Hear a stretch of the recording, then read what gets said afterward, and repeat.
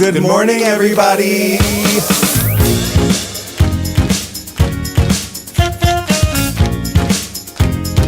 Wake up. Wake up, wake up. In Provincetown. This week featuring Wake up, wake up. Can I have some coffee? Wake up, wake up. Make it strong, please. Hey. Ho. Hey. Wake up, wake up. Ho. No, really, can I have some coffee?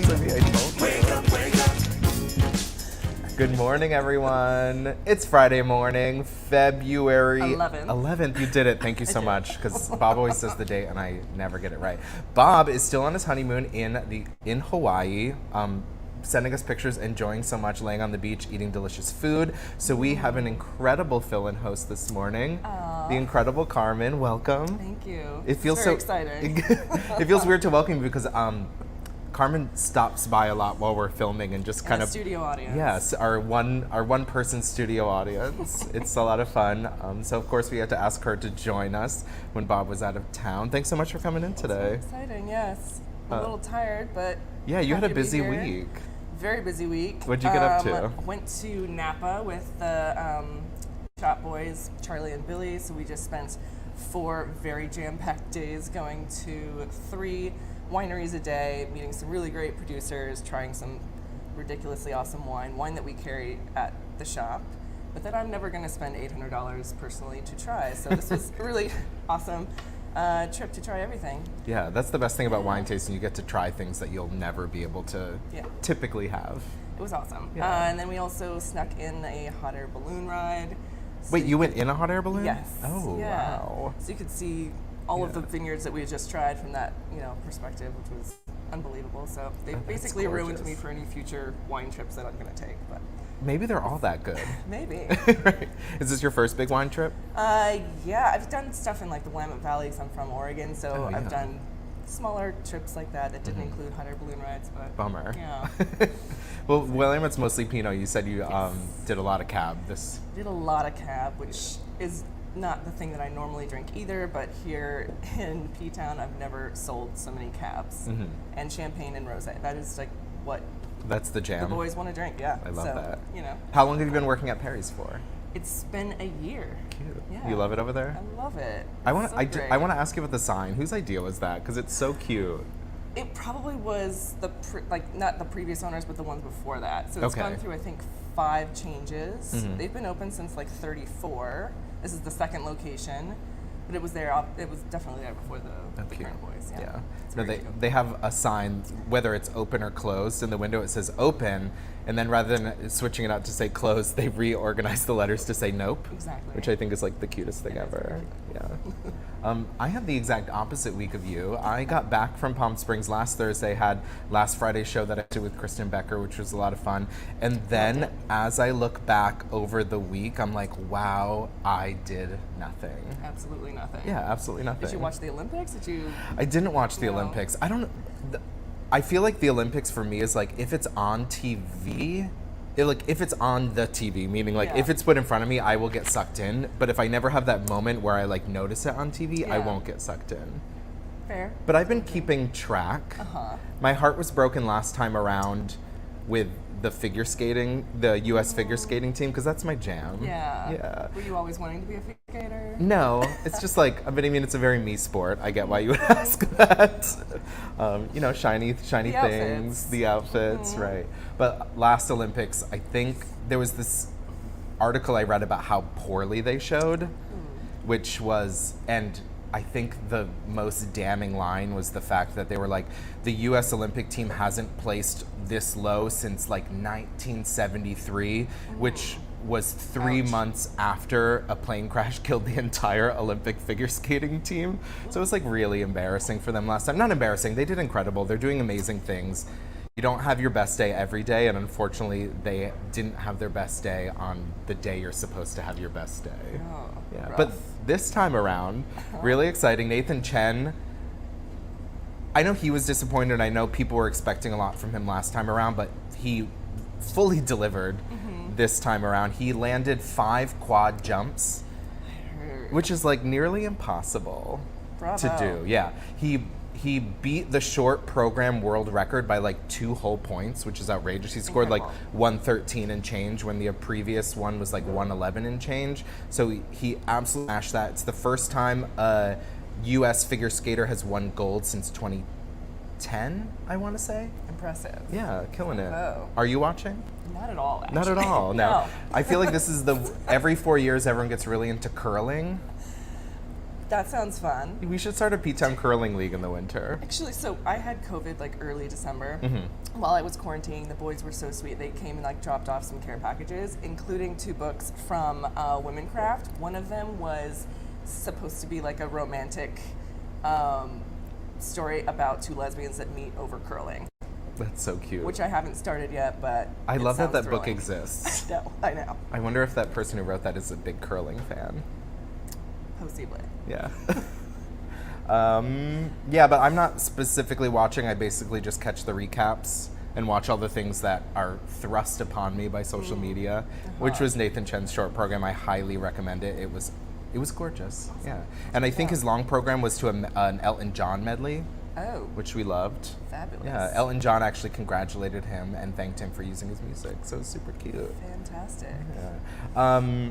Other really fun stuff that happened this week, the Oscar nominations. Did you pay attention to that? No, I did not. Great. I was so Yeah, you were wine busy. focused. I was really all about that. But there were some really fun things that happened and also some bummers. I think the biggest bummer that the gays are feeling is the fact that Lady Gaga didn't get nominated. For shame. I know she's disappointed because she put so much work into that role, which she kind of endlessly talked about, which was great. She was Yeah. super committed. I didn't see it, but I heard it was really incredible. But the gays are bummed. But the gays are happy because Because? Kristen Stewart did get nominated for her role in Spencer for her portrayal as Princess It Diana. was really incredible. I saw that on the Yeah. plane ride, actually. Oh, no way. Yeah, Perfect. yeah, So it you was did awesome. catch up.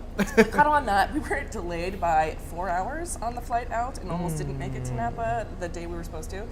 But while we're waiting on the tarmac, I started watching. I'm like, oh, this is very impressive. She Yeah. like owned that role so well. It was really, Yeah. it was really incredible. I actually saw that at Bravo. Water's Edge.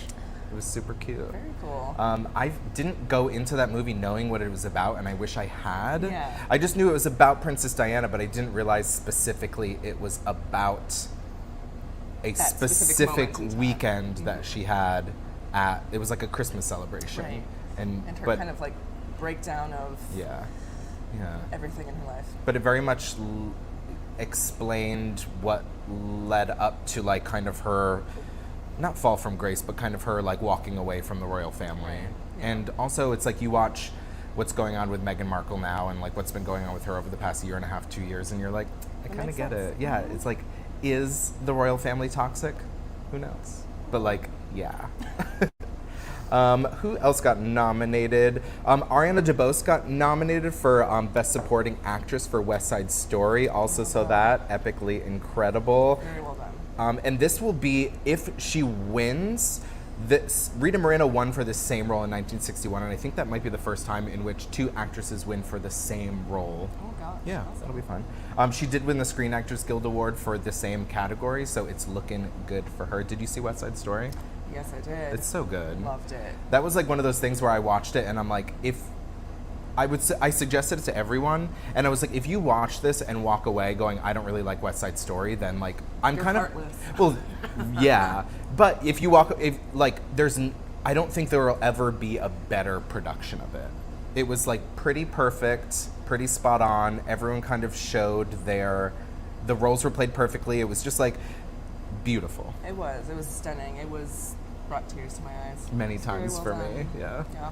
My only take on it was I wish they had the original story is that it takes place over basically 48 hours, and I wish they had just like been like, you know what, let's make it take place over a month or two. A more realistic, romantic Yeah. trying out of a relationship. I just can't imagine someone meeting a boy, kissing them, the next day they kill your brother and you're like still in love with them. Just doesn't read as authentic to me. Also, Meet more Latinas. I've dated enough. Bad passion, though. Right. It's fun, though. It is fun. There is a movie that got nominated called Flea. It's an animated documentary. It got nominated for Best Animated Feature, Best Documentary, and Best International Film. It's an animated documentary about a gay Afghan refugee. I hadn't heard about it until the nomination, so I'm definitely going to have to check that out. That's a short. I love the short. Is it a short? I don't know. I think it's a full-length documentary, but who knows? Also, Andrew Garfield got nominated for his role in Tick, Tick, Boom. He did play the lead. Yeah. I am so excited for this. Andrew Garfield's totally having a moment with his being featured in the third Spider-Man and now getting an Oscar nomination for Tick, Tick, Boom. That role was actually originated by Raul Esparza in the off-Broadway production. A friend of the love show. him. Yeah, we had Yeah. him on this summer. He was truly incredible. I hope he's also like feeling the shine that's been on Tick, Tick, Boom for this while. Did you see Anderson Cooper had a baby? No, I didn't. Second baby. Oh my God, he's such a sweet dad. Yeah. They named it Sebastian Luke. Yeah. Super That's cute. sweet. But he'll be taking the next couple weeks off to Daddy attend duty. to daddy duty for his new baby. Fabulous. How old is his first son? 2. 2? Yeah. It's a nice age difference. Yeah, exactly. I also think it's a nice difference in like age, meaning like you've gotten all the newborn work done for the Right. first one, and now you get to restart it. Potty trained, you're like, okay, things are easy again, and you think, oh, I could do this again, and you've forgotten how hard it was, but you're gonna dive right into it. Yeah, exactly. Good You for get a them. new one. Yeah, you get to go right back into it. Yeah. One thing I did this past week, which I know you've been a fan of over the past couple months, I worked the last ramen night. Yeah. I'm sad I missed it. That was the day I got back from Napa, but oh my God, I love Chef Liam. Worked with him actually at Spindler's when I was Oh, no here way. 3 years ago. That's I how didn't we realize you met. worked at Spindler's. That was my first taste of P-Town before I decided to move here forever and always.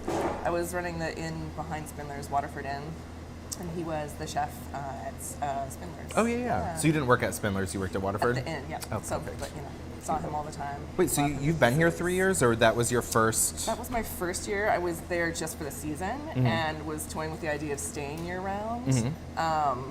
Decided not to that time. Unfortunately, went back to New York to then like change career paths. I was working in hotels for like a decade and thought, what do I want to do next? Do I want to just leave New York? Do I want to try smaller properties? So I tried both for that season. Loved P-Town, but was very ready to move on to a different career path. And I love wine, so I'm like, that sounds fun. Yeah. I got to find a way to come back here at some point. But that season, I lived right behind Spindler's. Oh, perfect. So, or not, sorry, behind Spindler's, behind Perry's. Oh. So I got. So you were in there every once in a while? Oh, I was there very regularly. They started carrying this pet nat that I super loved, and they just called it my pet nat. So it was kept Your downstairs. pet nat? Pet nat, like a single process champagne. It's like a cheaper $30 champagne. It's lightly effervescent, delicious. It was a Portuguese one that they started carrying after I asked them to order After it you for me. demanded it? I'm like, Gotcha, I really love this gotcha. and trust. I will buy enough of it that you should keep it in stock. So, yeah, we got to know each other really well. I just like see them regularly when I'm biking back home. And, we kept in contact when I went back to New York. I started studying wine at a Danny Meyer restaurant, a couple different wine shops. COVID happened. All of that shut down, and I was like, well, what am I going to do now? So I moved upstate to manage a shop there in Hudson for 9 months, kept in contact with the boys here. And they asked me if I wanted to come move here and work for them. I was like, yeah. Moved back to my favorite town and Yeah, work with my exactly. favorite boys, of course. What made you decide to do year round? I always want to be here year round, so I just hadn't tried it. And this is my first off season. Oh, no way. Yeah. I thought you were here last off season too. No. No. How are you liking it so far? Love it. Good. This is honestly like every season, I keep thinking, well, this is my favorite season. No, this is my favorite season. I actually do think it's winter. It is. Can't relate. I love winter, but not my favorite. It's a lot more active than I thought it was going to be. There's Okay. just so much going on, and you get to know locals a little better. Yeah, that's true. You Yeah. have ramen night. you Yeah. know, I just get much less active. As much as town is more active than you'd think in the winter, I get much less active. I feel busier now, I think, than the peak season. It's Wow. wild. But I also took on like a bunch of part-time jobs. Like, sure, I'll just do this, and then realize I don't have a day off. No, I was saying to Carmen earlier, I was like, I'm doing what I do in one day in the summer and in a whole week, and it feels more overwhelming. Yeah. But I'll pare back more next time, but this was just a really enjoyable off season. yeah. I mean, one of the reasons I'm definitely laying low this week is I have the ultimate pleasure of babysitting my favorite dog in the world. What's that? Brewski is right in my living room as we speak, still sleeping. I had to drag him off the couch this morning to get him to pee before I left. I was like, girl, I'm not gonna be back for 2 hours. It's time. It's now or never. Yeah. Also, Brewski's painting. Can we Oh talk my about God, that? you have to tell this story. So I had heard that there was a painting of Brewski in the brewery, Yeah. and it had disappeared Yeah. one day, and everyone's like, "What happened? Someone stole this painting? How dare!" Yeah. And chatted. There was this painting that was hung on the wall, and it was part of a competition that the brewery did. They said draw Brewski, and if you win, we'll feature your artwork on a bunch of merch. You can get this specific painting on a tank top. You can get it in sticker form. You can get it on However you want. a koozie. Who? And then one day it was on the wall hanging here, and it just went missing. And Mysterious. yeah, we replaced it with a print of it in like a wanted poster form. It's very cute on the wall. And we hadn't heard anything about it until Last night, when I was at Sal's, by the way, they're closing on Valentine's, so this is the last weekend to go. no way, I didn't know But I was having dinner with my friend Britt, who works at the brewery, and she's like, "So funny story. I got a call from a guy calling the brewery yesterday, or recently, and he's like, so I heard that the painting went missing, and I just want to call and let you all know, I think I was duped. Somebody here told him, and when he commented, this is a really cool painting, and they're like, well, you can buy it if you'd like, it's $50. So some random person claimed to be the artist and took money from him and let him like walk out with it. So he called up to say, just so you know, I didn't steal it. This is the story, and I'll bring it back next week. that is Yeah. wild. But like also $50 I know, like for a painting A really nice, in Provincetown, exactly. Like like what a steal. yeah, y'all should have known. So We have Mountain View property in Provincetown, so Right, exactly. Speaking of scams like that, though, I just want to remind everyone to not necessarily just let people know when you hear about them looking for things. Like 99.9% of the time, if you find an apartment on Craigslist, that's too good to be true. they're all, I mean, finding an apartment, period, in Provincetown is generally too good to be true. But on Craigslist for like a 2-bedroom for $1,200 a month year round, like that doesn't exist. It's just not. Yeah, and people are getting even more ruthless about it. Yeah. This was last winter. This happened to a friend of mine, and it was really it was super unfortunate. He's like, I found this ad on Craigslist listing an apartment. It's $1,400 a month. They take my 2 dogs. There's washer and drying unit, and I'm like, They take the dogs. That's the 2 just dogs, know. right? Yeah. And I was like, that doesn't sound real. And I was like, be really cautious. And he's like, no. He's like, I met the owners. I toured the apartment. Ooh. And I was like, that's great. I was like, wow, that's incredible. And then when he found out after that, when it was getting close to move-in date, that those people had rented the apartment on Airbnb. Use the photos from the Airbnb listing to create the Craigslist post, then booked a bunch of viewings for anyone that responded while they were staying at the Airbnb, Oh so my they God. could do the tour. They had keys, they had everything, like. That's a deep con. Wow. And as much as like in the back of my head, I was like, why would have you ever believed that? But I don't know what point, like, he met the people, he saw the And getting apartment, a he got it. tour. Now I don't know what you have to do now to actually Protect yourself. and be sure that these apartment listings are real. Meet the neighbors? I don't know. I guess that Yeah, is true. Like they should know who comes and goes, or that there's like new people every week. Yeah, before you give them any money, knock on the Meet the neighbors and neighbors. introduce yourself as the new neighbor. Yeah, I'm thinking about being your neighbor. How do you like it? Yeah, This neighborhood. that is smart. Yeah, that's great. Ooh, wow. But I guess moral of the story is if someone's selling you a $50 painting or a $1,400 2-bedroom for year round, if Maybe it not. feels really too good to be true, it probably is.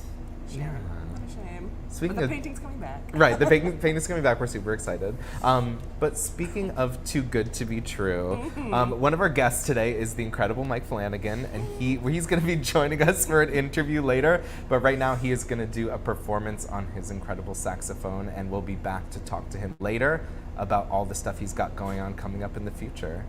Take it away, Mike. Thank you. Yeah, that's perfect.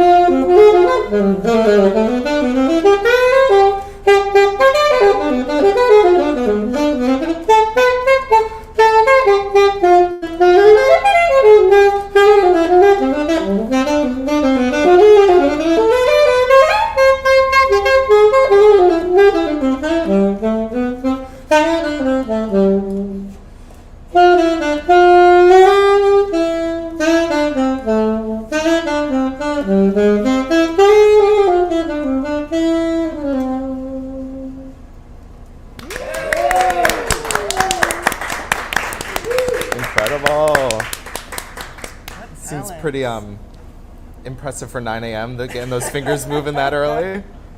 We'll be back to talk with Mike a little bit later, and we can check in to see where you can see him all this weekend. But speaking of this weekend, it's Valentine's Day weekend. So much is going on this weekend, especially in town. Yeah, exactly. Here at the brewery on Friday night, we have a Rainbow Connection party, the Lonely Hearts, Broken Hearts Club.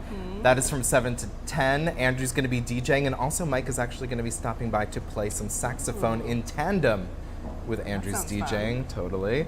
Friday night we have Southern Fried line dancing party from 5 o'clock with Tom Sharp teaching some line. I know. I've been line dancing in like forever. But I did take classes once. I've never done it, and I really want to learn. We should do. Yeah. This whole weekend, the Pilgrim House is going to be having a prefix for Valentine's Day, and they will also be showing the Super Bowl and the halftime show, which I think will more importantly the halftime show on their big screen in their big room. So that'll be tons of fun. I'm sure they've got some wing specials or something like that going on. Also, The Crown is fully booked the entire weekend.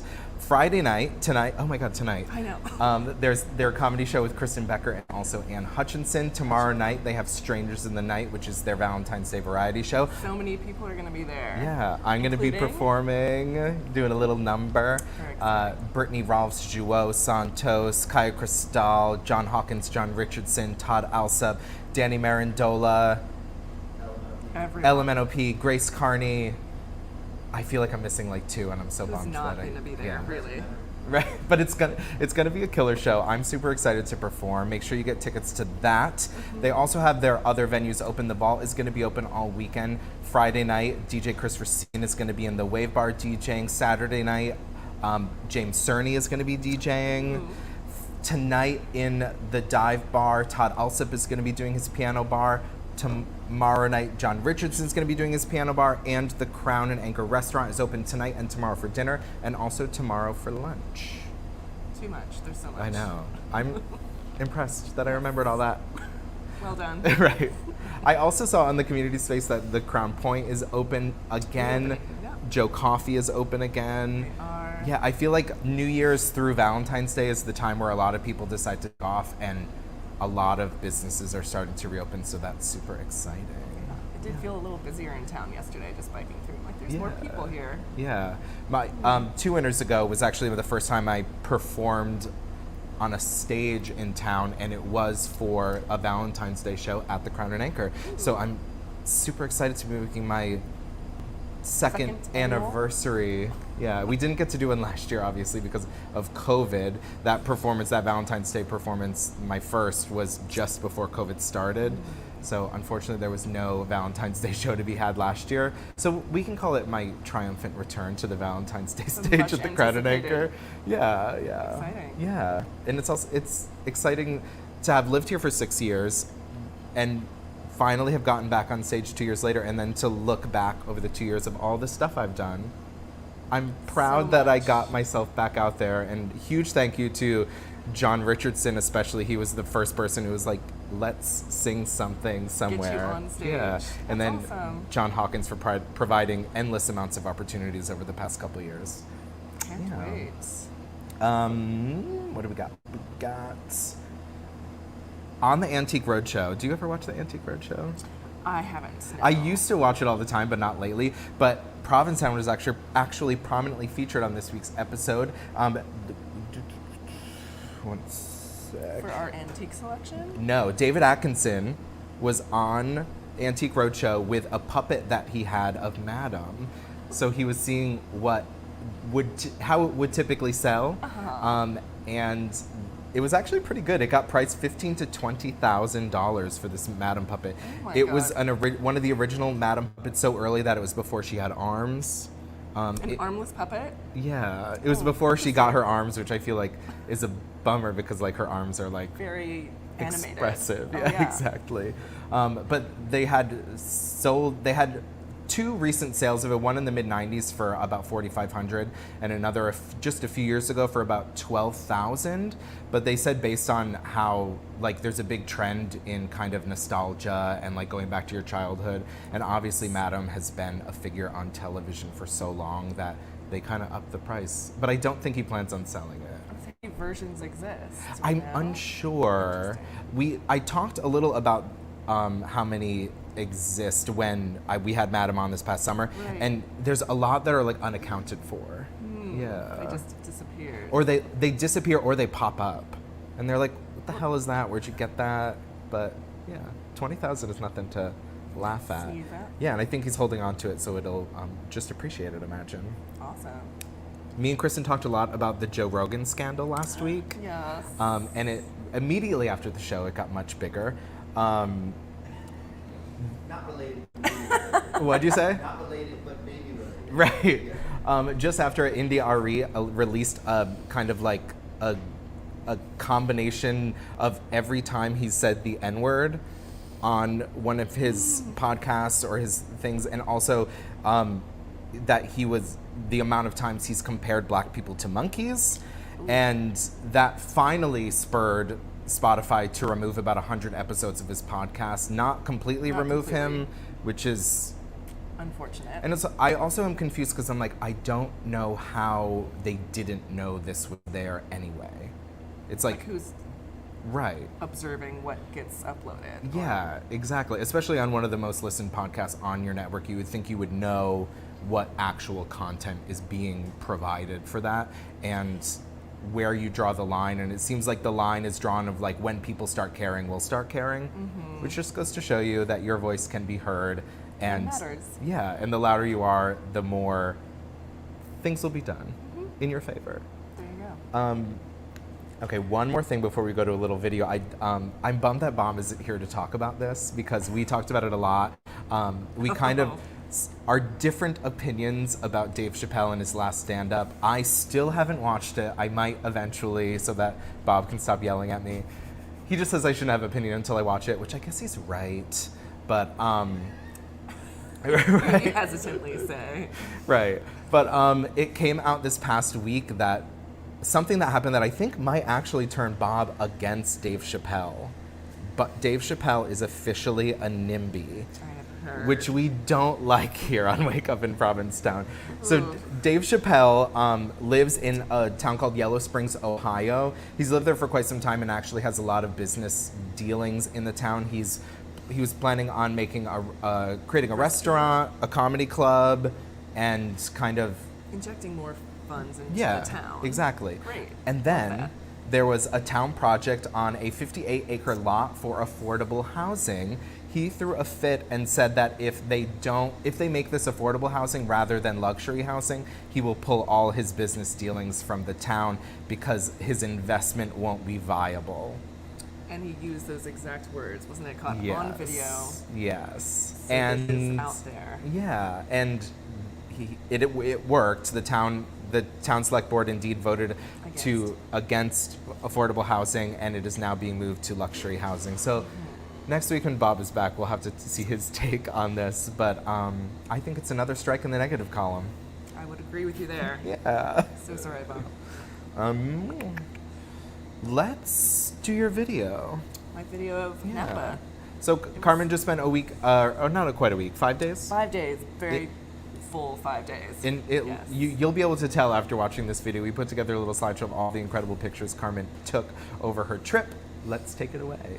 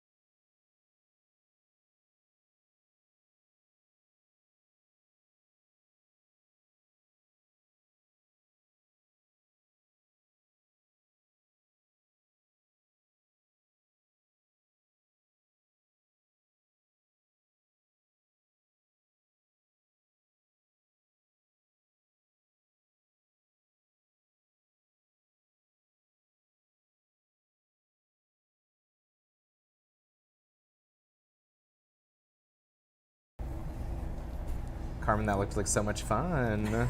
So much fun. Yeah. Please welcome Anne Hubbell. She is the new executive director of the Provincetown Film Society. Welcome. Hi, thanks. Thanks for waking up this morning and coming on the show. Well, you guys got me some amazing coffee here, Yeah. so That's all you need. it's all good. It's all good. Perfect. Yeah. So you wanted to come on the show today to talk about the auction you're having this week. It looks, Yeah. I looked up some of the stuff. Looks super exciting, and one Yeah. really caught my eye. But tell us a little about the auction. All right, I want to hear what you. So, You know what it is. Yeah. So we're having our annual fundraising auction for the Provincetown Film Society.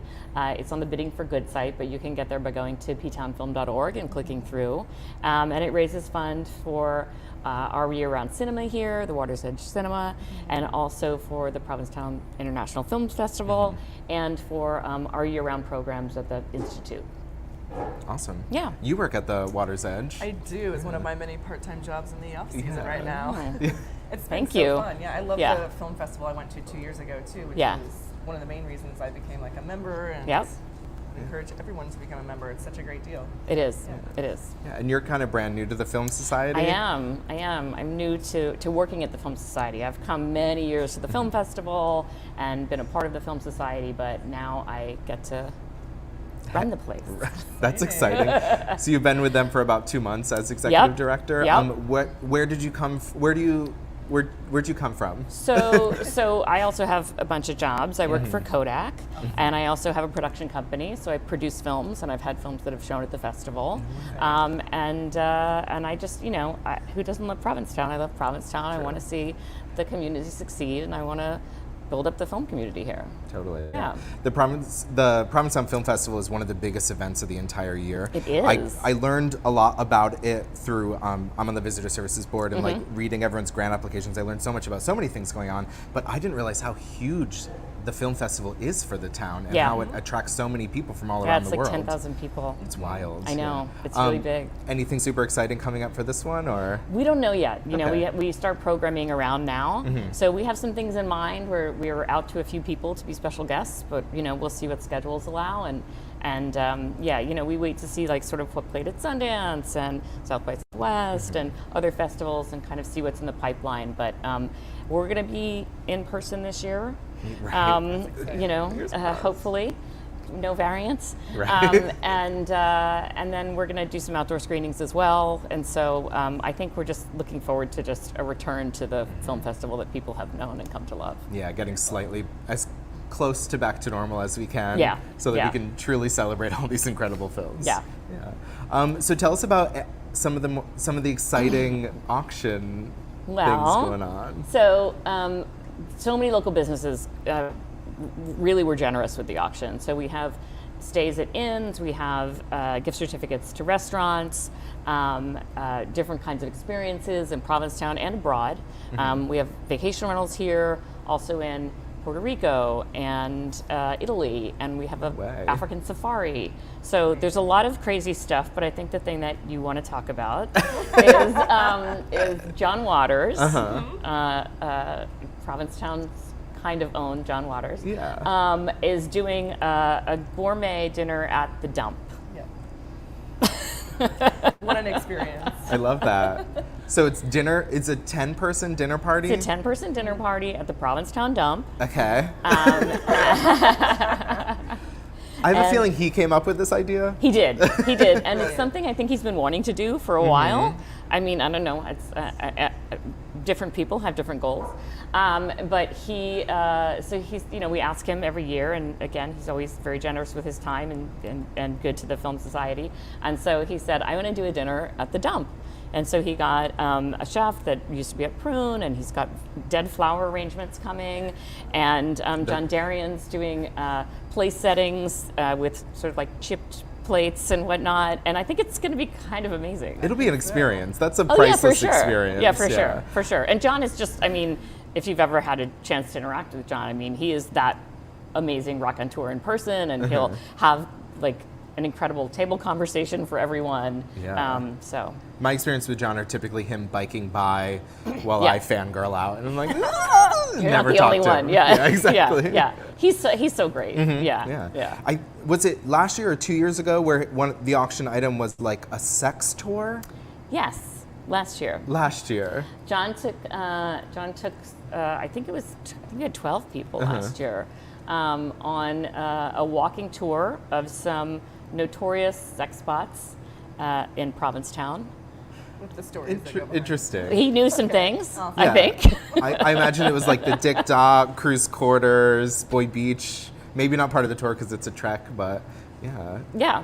I'm Creative. I don't know if people walked to the beach and carried their stuff above their heads. I don't know what the tide was like, but yeah. So it was really great, and so he wants to do something that's equally a unique experience. I know. I'm just excited to see what he comes up with year after year after year. Yeah. So one other thing that we're doing this year is we have one-on-one conversations with different people in the film industry. So if anybody's interested in breaking into the industry or wants to meet some people or just want to know more about what happens, and we have like Academy Award nominated producers and editor, art director. So those things are really fantastic and unique and not really available other places. Are those auction items? They're auction items. Awesome. Yeah. So we have Really Amy cool. Hobby, who's a producer, Christine Vachon from Killer Films, the people with like credits that you know, and they're doing one-on-one Zooms. That's so cool. Yeah. Awesome. Yeah. How late is this auction going until? So we end Sunday night, just before midnight. So everyone should watch the Super Bowl, got a little drunk, do a little bidding. Right. The best time to do bidding. Yeah, that's time to do bidding. Yeah. That's super exciting. Yeah. Well, thank you so much for stopping by. Thank you, guys. Maybe I'll get someone to get that John Waters dinner because I probably can't afford it. And then Some of the dinners, and bring me. there's slots for one seat, and then there's slots for two seats. Oh, cute. So maybe you know somebody that wants to bid on two seats and invite you. We'll see.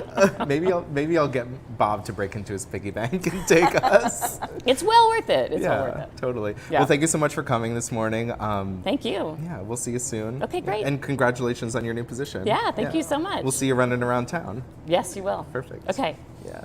So be sure to check out that's ptownfilm.org, and you can bid on a ton of auction items. I know the Provincetown Brewing Company has a little package with some swag. Be sure to get that John Waters dump dinner, we'll Dump call dinner? it. Yeah. I mean, I want to make it sound fancier than it is, but I don't think that's the point. Yeah. Wow. Yeah. Sounds delightful. Exactly. Now, please welcome to the stage. We have the incredible Mike Flanagan. Thanks so much for waking up and joining us this morning. Thanks for having me. Yeah. Did Ryan Landry invent that? The What? stage? Oh, I don't know. I've only ever heard him use it, but you know. And Harrison. we He can didn't, credit right? him. No. We'll credit him. We'll say yes. You've got some super exciting stuff. Thanks for going. confirming. Mike, you've been on our show so many times as a performer, but I'm so happy to sit down with you for the It's my first time first- and actually chat. First time in the chair, Yeah. which feels good. Mike's another person I have to thank for getting me more involved in performing. In addition to John Richardson and John Hawkins, my first my first big show was the virtual show me, you, and Joe did. That's right. Right at the beginning of the pandemic, we were supposed to do a full set at Tin Pan. Obviously, that got Did not pan out. no, because it was right out to the panty. But we did a really incredible virtual show, so thanks for dragging me out as well. My pleasure. Yeah. Yeah, that kept us busy Yeah, for a little while. It was fun. We would get together, hang out, chit chat, sing a bunch of songs. Yes. Yeah. No, it was great. Yeah. So you've been super busy. Yes. You've been in the recording studio. Yeah, so I'm releasing a new album at the end of, hopefully the end of March, but the latest it'll be the beginning of May. So I've decided it's either March 25th or, what am I saying? No, I'm lying to you. Wait. See, this is how busy I am. I Right. have to, hold on a second. It's either the last Friday in March or the first Friday in April. That's the, Oh, perfect. Yeah, so it'll be out around then. But Lisa Bello and I did a live album because we felt like that is our favorite thing, live performance, and so much magic happens in that moment that when you're recording a studio album, you're just so focused on everything being perfect that sometimes it can sort of strip some of the emotion away, or you know what I mean? You're just aiming for this perfect documentation of what's going on. So we're let's just do a live album and hit record. So we recorded it in one day, the Saturday after Thanksgiving. The whole album. Yeah, yeah. We did it as like a concert. We invited a bunch of friends from Boston to come be in the audience, and everybody had headphones, and we did 10 of our songs. We did like 5 that we co-wrote together and 5 of hers. And right now it's being mixed, which is exciting. It's almost out of the mixing process, and I'm also booking a tour for it for April and May before the season starts. Oh, killer. basically. Yeah. How did Touring- you two meet, though? Yeah. You and Lisa. We met in Boston. We met through her brother. So her brother sang 2 songs on my first album. This was like back in 2010.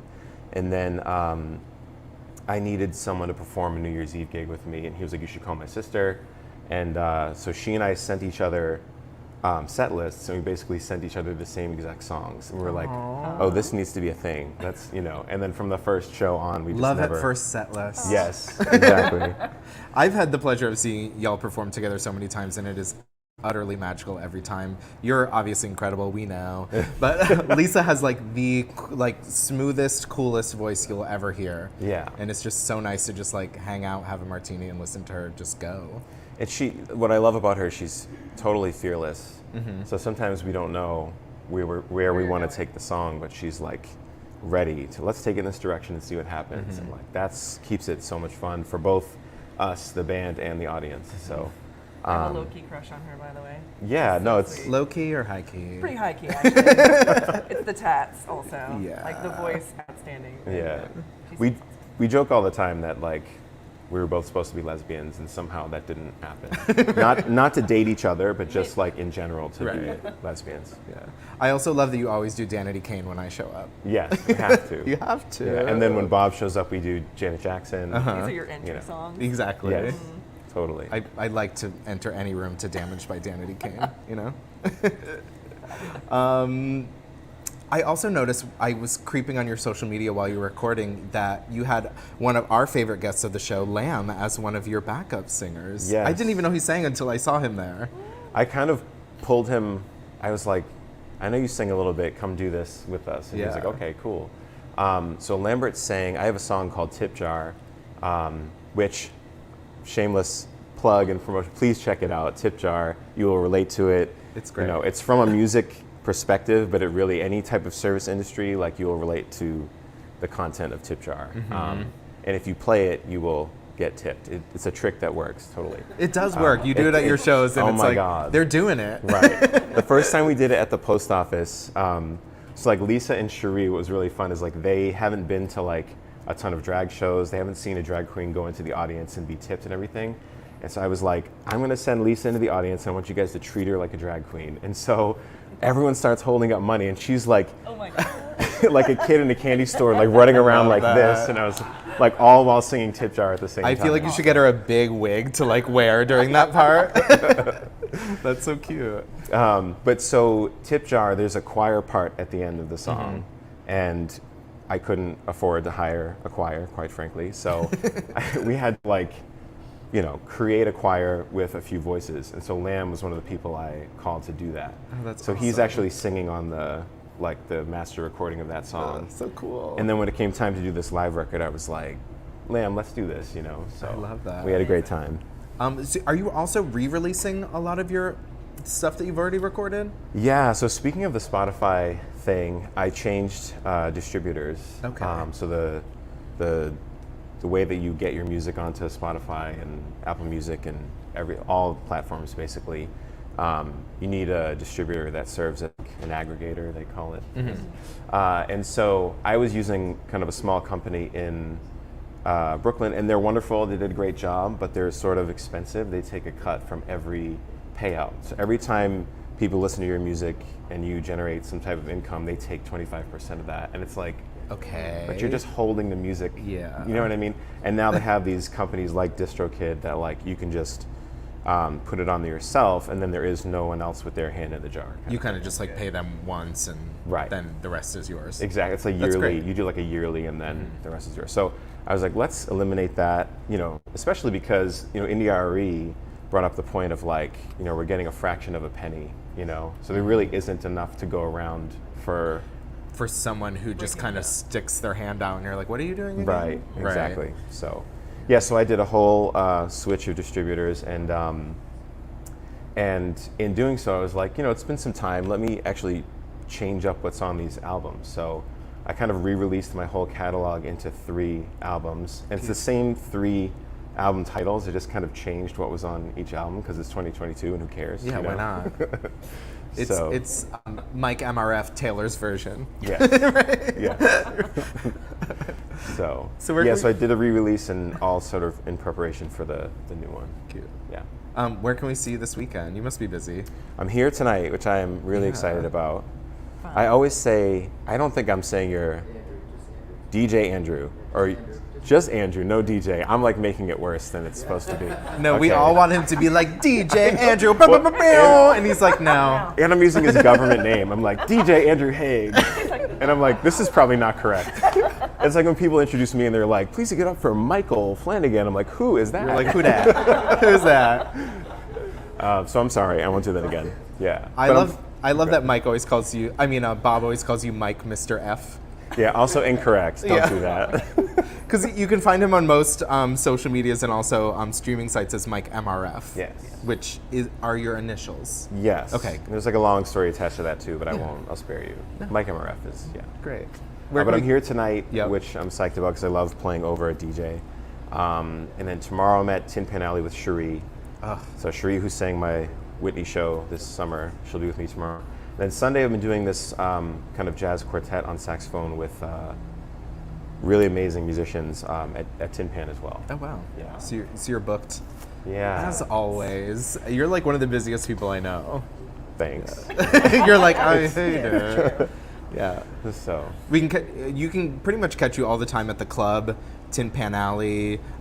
Do you work for Tin Pan Alley and Post Office as kind of like their creative director? Yeah, they're like basically booking agent. Okay, great. So like all the incredible acts we've seen at Tin Pan and the Post Office are all because of you? Yes. Yeah. Yes. Yeah, I love that. So, yeah, right now I'm booking the Post Office entertainment for next season, or this upcoming season. So that's been fun, trying to like get some new people in there and everything. Will you be back at the club this coming summer? Yeah, so I'll be there on Mondays, Wednesdays, and Thursdays. When do they reopen? They're closed right now, right? Yeah, so April 22nd, they're going to open for food, and then in May, they'll start music. And actually, Lisa is going to be with me every Monday there. Killer. Yeah. I love that. I feel like it's like so much information, but like at the end, we're actually ending the tour at the club. So like the Okay. final album release concert will be at the club on May 16th, which is a Monday. And the day before that, because this is a visual album, so we're gonna do a showing at the Post Office of the. Oh, that's awesome. So it'd be like a visual screening of the album, and then a concert the next day. That's so cool. Yeah. So, Well, we look forward to seeing you all weekend and all summer at the club in Tin Pan. thank you. Thanks so much for coming up this morning. Thanks and for having finally me. sitting down and talking to me. I know, it's great. Usually we just get performances. We got both today. And also thanks so much to Carmen for filling in as my incredible co-host this morning. So fun. And thank you all to you for watching this morning. Thanks for waking up in Provincetown, wherever you are. And also thank you to our sponsors, the Red Inn, Cafe Heaven, Be Well Cannabis, the Adam Howard Metal Workshop, and also Project Valor Sailing. We will see you next Friday, and Bob will be back all still blissed out for his honeymoon. We'll see you next week. Good morning, everybody. No, you're great.